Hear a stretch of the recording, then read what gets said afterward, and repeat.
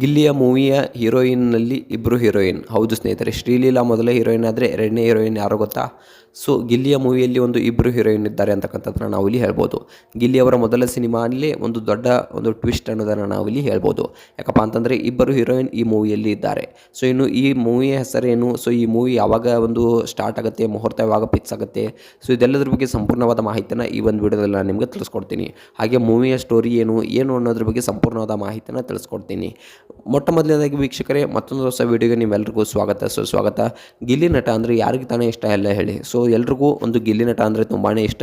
ಗಿಲ್ಲಿಯವರು ಆದಷ್ಟು ಬೇಗ ದೊಡ್ಡದಾಗಿ ಬೆಳೀಲಿ ಅಂತಕ್ಕಂಥದ್ದನ್ನ ಎಲ್ಲರೂ ಕೂಡ ಹಾರೈಸ್ತಾ ಇದ್ರು.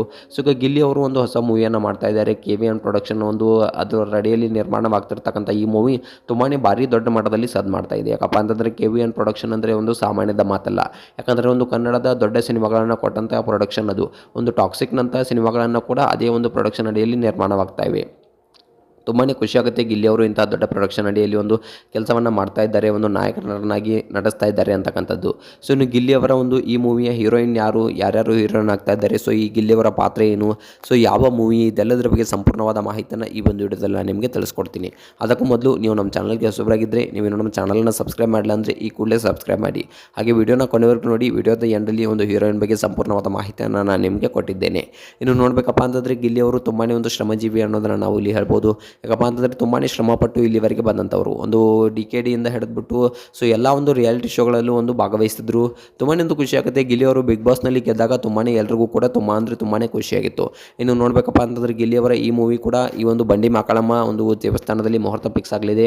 ಸೊ ಯಾರಾದರೂ ಗಿಲ್ಲಿಯವ್ರನ್ನ ನೋಡಬೇಕು, ಗಿಲ್ಲಿಯವ್ರನ್ನ ಭೇಟಿ ಆಗಬೇಕು ಅಂತ ಕಾಯ್ಕೊಂಡು ಕೂತಾ ಇದ್ರೆ, ಸೊ ಬಂಡಿ ಮಕ್ಕಳಮ್ಮ ದೇವಸ್ಥಾನಕ್ಕೆ ಹೋಗಿ ಬಂಡಿ ಮಕ್ಕಳಮ್ಮ ದೇವಸ್ಥಾನಕ್ಕೆ ಗಿಲ್ಲಿಯವರು ಬರ್ತಾ ಇದ್ದಾರೆ.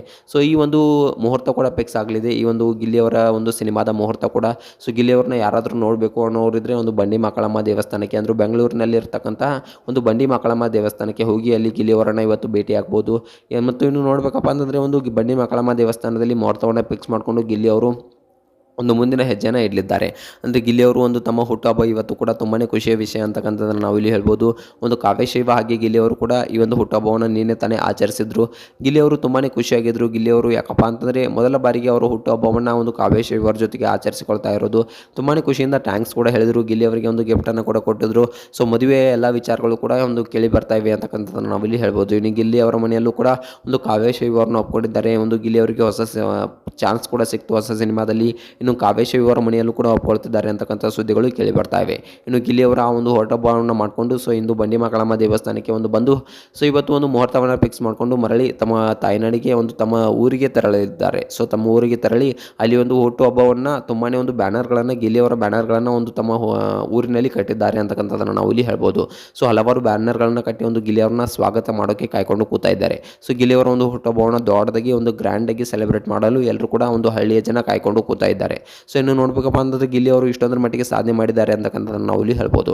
ಇನ್ನು ಗಿಲ್ಲಿಯವರ ಮೊದಲ ಸಿನಿಮಾಗೆ ಹೀರೋಯಿನ್ ಯಾರು, ಸೊ ಯಾರು ಹೀರೋಯಿನ್ ಆಗ್ತಾರೆ ಅಂತಕ್ಕಂಥದ್ದು ಎಲ್ಲರ ಮನಸ್ಸಲ್ಲಿ ಕಾಯ್ಕೊಂಡು ಕೂರ್ತಾ ಇತ್ತು. ಸೊ ಇನ್ನು ನೋಡಬೇಕಂತಂದರೆ ಗಿಲ್ಲಿಯವರ ಮೊದಲ ಸಿನಿಮಾದಲ್ಲಿ ಮೊಟ್ಟ ಮೊದಲನೇದಾಗಿ ಶ್ರೀಲೀಲಾ ಅವರು ಹೀರೋಯಿನ್ ಆಗಲಿದ್ದಾರೆ ಅಂತಕ್ಕಂಥದ್ದು ಕೇಳಿ ಬರ್ತಾ ಇದೆ. ಇನ್ನು 2 ಹೀರೋಯಿನ್ ಇದ್ದಾರಂತೆ, 2 ಹೀರೋಯಿನ್ ಇದ್ದಾರಂತೆ ಈ ಮೂವಿಯಲ್ಲಿ. ಇದು ಲವ್ ಸಿನಿಮಾ ಆಗಿದ್ದು ಸೊ ತುಂಬಾ ಟ್ವಿಸ್ಟ್ ಆಗಿದೆ ಅಂತೆ. ಶ್ರೀಲೀಲಾ ಅವರು ಮೊದಲ ಬಾರಿ ನಾಯಕಿಯಾಗಿ ಗಿಲ್ಲಿಯವರ ಜೊತೆ ನಟಿಸ್ತಾ ಇದ್ದಾರೆ.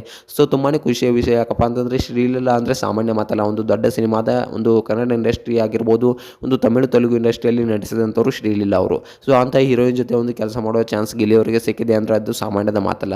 ಸೊ ಈ ಗಿಲ್ಲಿಯವರ ಈ ಮೂವಿ ಬಗ್ಗೆ ನಿಮ್ಗೆ ಅನಿಸ್ತೆ ಅನ್ನೋದನ್ನ ಕಮೆಂಟ್ ಮಾಡಿ. ಹಾಗೆ ಗಿಲ್ಲಿಯವರ ನಾಯಕ ನಟಿಯಾಗಿರ್ತಕ್ಕಂಥ ಶ್ರೀಲೀಲಾ ಅವರ ಬಗ್ಗೆ ನಿಮಗೆ ಅನಿಸ್ತೆ ಅನ್ನೋದನ್ನ ಕಮೆಂಟ್ ಮಾಡಿ.